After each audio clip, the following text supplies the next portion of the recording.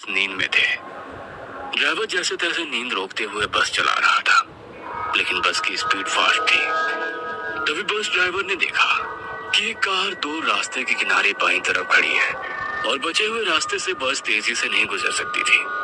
Driver को गुस्सा आया क्योंकि उसे बस की स्पीड कम करनी पड़ी और अगली स्टॉप पर पहुंचने के लिए बस को देरी होने लगी थी। बस उस कार के पास से गुजर रही थी।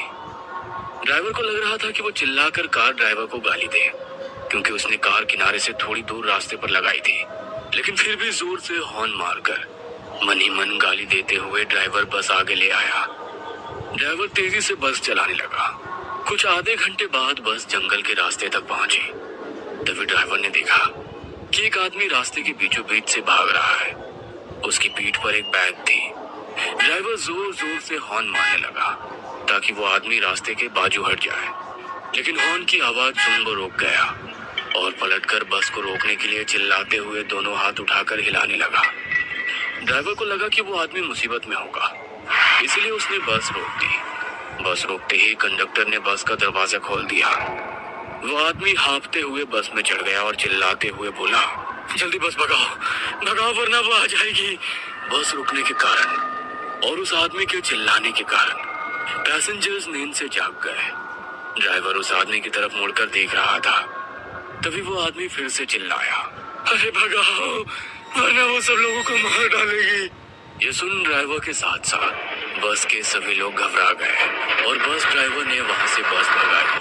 क्या हुआ भाई साहब, आप इतने डरे हुए क्यों हो और आप किसके बारे में बात कर रहे हैं? कौन आएगी?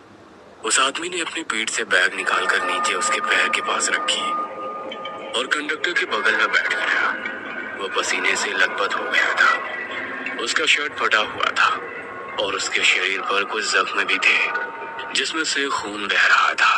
पैसेंजर्स उसे घूर रहे थे। कुछ लोग घबरा भी गए थे कि ये आदमी आखिर है कौन।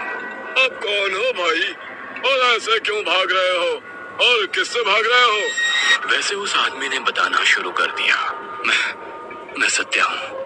मैं पीछे वाले कलहरी गांव के रेलवे स्टेशन पर चौकीदार का काम करता हूँ। मेरा कुछ 5-6 दिन पहले कलहरी रेलवे स्टेशन पर ड्यूटी लगा था। वैसे गांव छोटा होने के कारण स्टेशन भी छोटा था। वहाँ केवल एक ही प्लेटफॉर्म था। वहाँ के लोग रेलवे का कुछ बहुत कम ही इस्तेमाल करते थे, क्योंकि एक ट्रेन रात में 2 बजे आती है जो सीधे सोलापुर से होकर कन्याकुमारी की तरफ जाती है, और फिर वही ट्रेन दूसरे दिन सुबह 4 बजे वापस मुंबई की तरफ जाती है। दिन में बस 10-12 और कभी कभी तो 2-4 और कभी कभी तो रेलवे स्टेशन पर कोई पैसेंजर आता भी नहीं है। मैं वहां जाकर बहुत खुश था, क्योंकि पार्किंग में कभी कभार गाड़ियां रुकती थी। उसके बाद तो